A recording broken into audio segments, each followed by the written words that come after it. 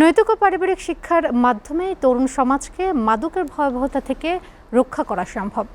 শিক্ষা বিস্তারে অন্তরায় মাদক ও আওয়ামী দোসরদের গভীর ষড়যন্ত্র শীর্ষক মতবিনিময় সভায় বক্তারা কথা বলেছেন। এ সময় তারা আরও বলেন, শিক্ষা ব্যবস্থা সংস্কার, ফ্যাসিবাদী অপশক্তি ষড়যন্ত্র মোকাবেলা এবং গণতন্ত্রকে সুসংহত করতে জাতীয় ঐক্যমত্যের আহ্বান জানান তারা। বিস্তারিত আমির হোসেনের প্রতিবেদনে।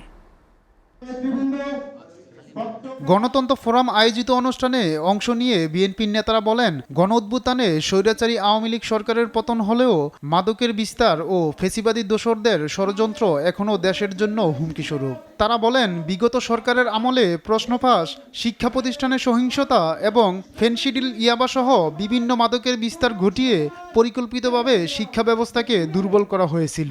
আমি যে গলির মধ্যে থাকি সেখানে মাদকের সংখ্যা এতটা ভয়াবহ অবস্থার রূপ নিয়েছে যে সেখানে এখন চলাফেরা করাই কঠিন।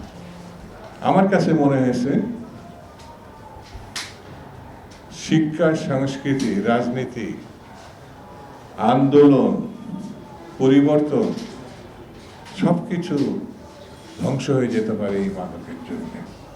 আমরা কতটুকু তাদের সহায়তা এগোতে পারছি বা কতটুকু উদ্যোগ নিতে পেরেছে এটা আমাদের একটু ভেবে দেখতে হবে।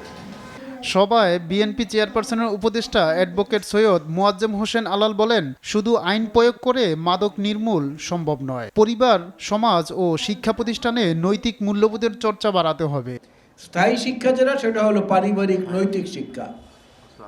এই পারিবারিক নৈতিক শিক্ষা যার পরিবারের মধ্য থেকে যতটা বদ্ধমূল হয়েছে, দৃঢ় হয়েছে, সে তার জীবনের গতিপথ চিরে নিতে পেরেছে খুব তাড়াতাড়ি, সহজে।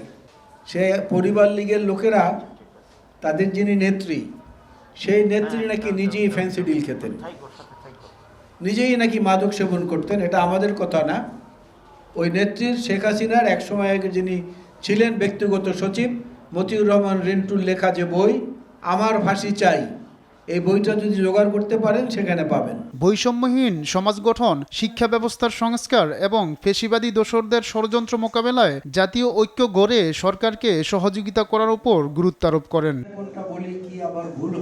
আমির আমির হোসাইন, SA TV, ঢাকা।